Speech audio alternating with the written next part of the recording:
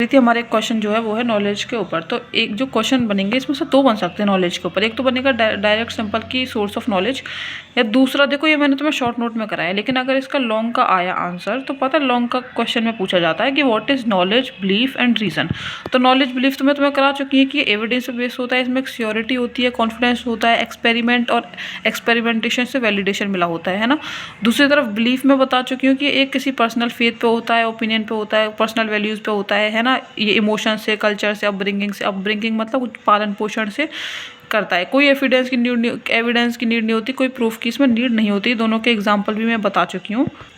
और इसका लास्ट ये रीज़न, ये तीनों चीज़ एक साथ थी, बट मैंने वो शॉर्ट नोट में आ सकता है। रीज़न भी अगर पूछा तीनों का तो हो सकता है लॉन्ग में दे दे, तो रीज़न में भी कुछ ज़्यादा याद नहीं करना, मैं बता देती हूँ। जैसे तुम कुछ भी मेरे से कोई मैं क्वेश्चन तुम्हें याद करने के लिए देती हूँ तो तुम नहीं कर पाई, तो मैं तुमसे क्या बोलूँगी कि प्रीति मेरे को लॉजिकल एक्सप्लेनेशन दो कि क्यों नहीं किया, मुझे जस्टिफिकेशन करो कि क्यों नहीं किया। तो क्यों बोलती मैं, मुझे रीज़न चाहिए होता है कि क्यों नहीं किया। अगर मेरे को आंसर लॉजिकल लगेगा कि गरिमा घर में कोई आ गया था, रिश्तेदार थे, है ना, तो मैं कोई वो नहीं करूँगी कि हाँ चल ठीक है। तो लॉजिकल एक्सप्लेनेशन को, जस्टिफिकेशन को किसी चीज़ के लिए देना, उसी को हम रीज़न बोलते हैं।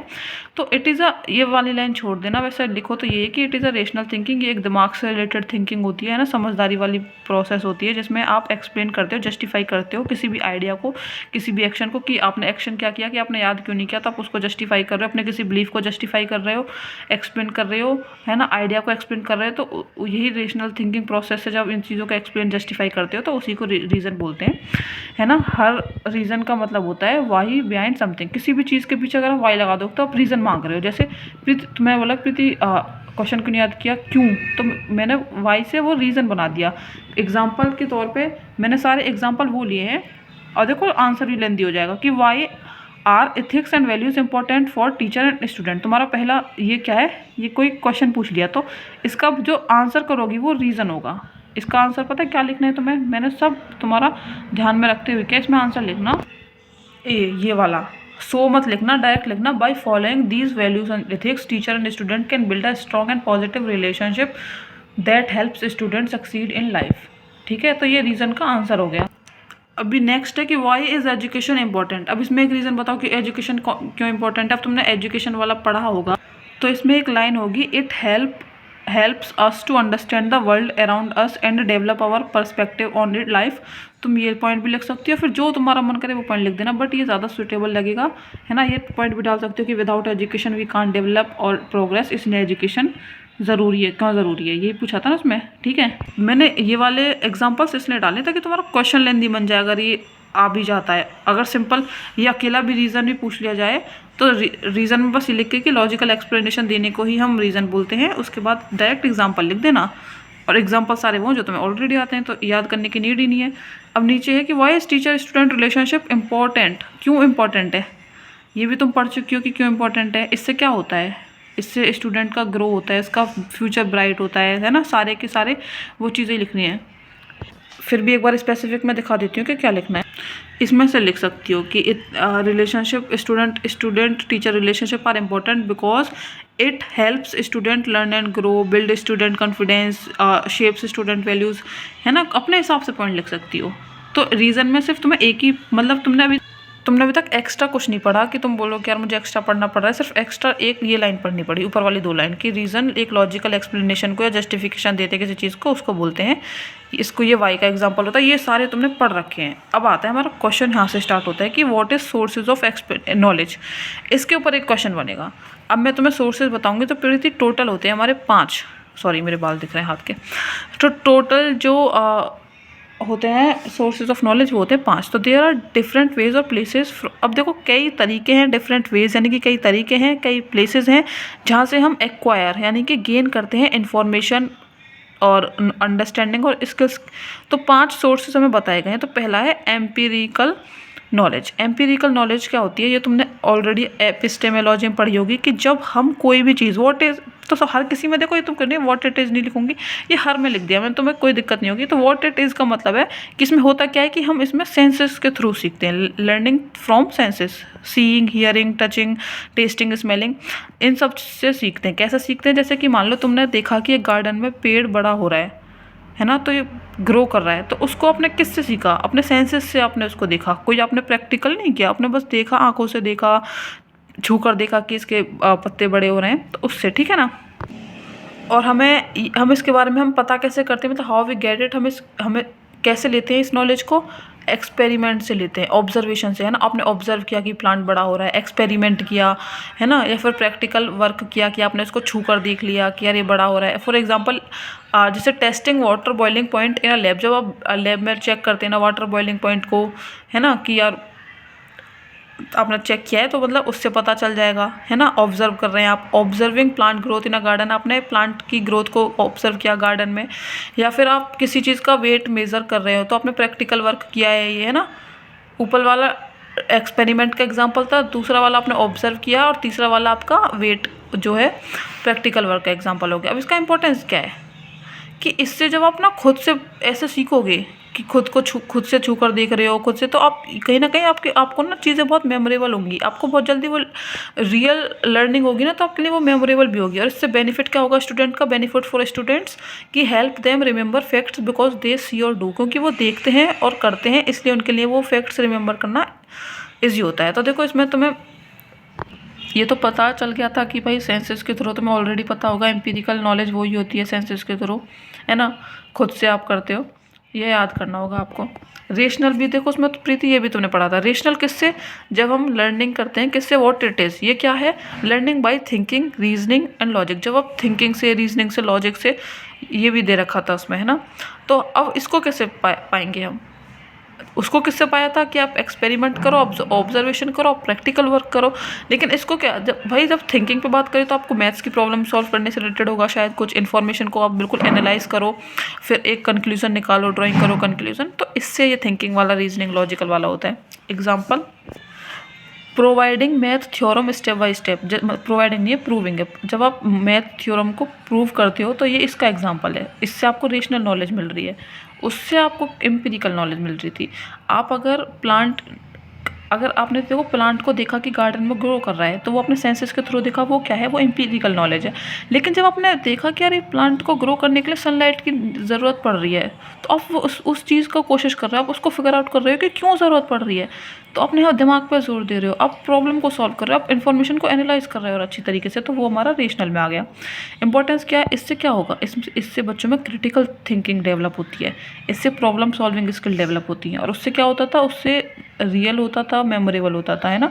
तो बेनिफिट क्या होगा इससे स्टूडेंट का कि वो अब जैसे उन्होंने एक नॉलेज सीख लिया, उन्होंने सीख लिया कि यार ये मैथ का थ्योरम ऐसे प्रूव होगा, उन्होंने सब सीख लिया। तो प्रीति थोड़ा बहुत अगर डिफरेंट क्वेश्चन भी आता है ना, तो नेक्स्ट हम मैथ का सॉल्व कर देते हैं, तो आप उनको न्यू सिचुएशन में भी नॉलेज को अप्लाई कर सकते हो, ठीक है। ऑथेंटिकेशन की बात करते थे, इसका मतलब सिंपली वेरीफाई करना होता है किसी चीज़ को। व्हाट इट इज़, ये क्या होता है कि checking if information is true और ट्रस्टवर्दी, की जो इन्फॉर्मेशन है वो ट्रू और ट्रस्टवर्दी है कि नहीं है।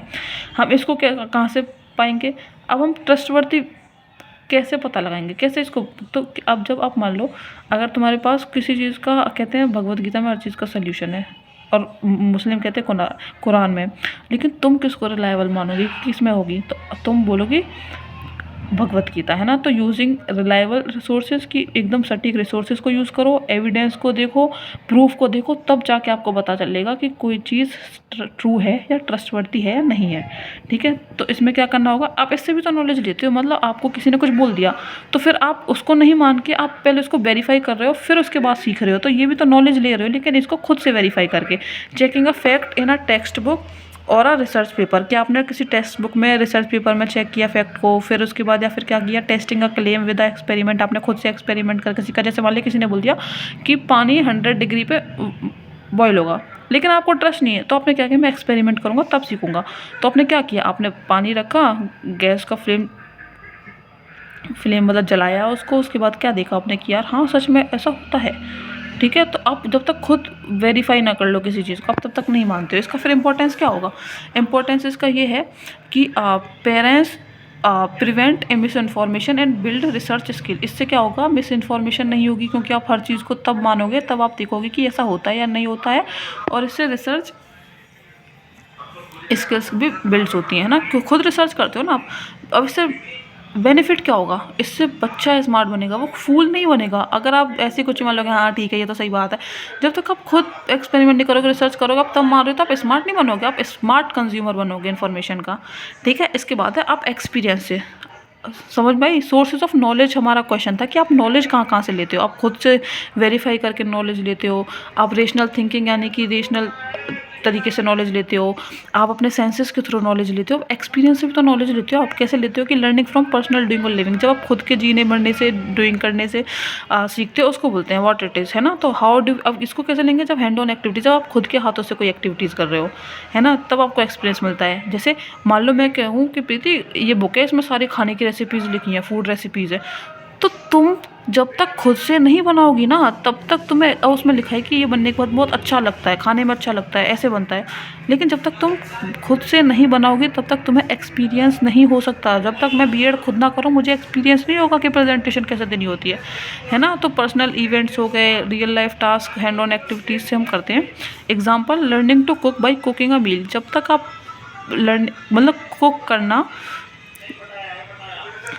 कुकिंग सीखना किससे, खुद कुक करके मील को, है ना। अंडरस्टैंड करना ट्रैफिक रूल्स को बाय ड्राइविंग, तो जब तक आप खुद एक्सपीरियंस नहीं करोगे, है ना। अब जब आप ट्रैफिक रूल्स आपने देख तो लिए, लेकिन आप यहाँ रेड लाइट पर रोकना, लेकिन मोस्ट ऑफ द टाइम हम नहीं रुकते हैं, लेकिन अब जब हम खुद से एक्सपीरियंस करते हैं ना, तो धीरे धीरे आता है हर चीज़, है ना।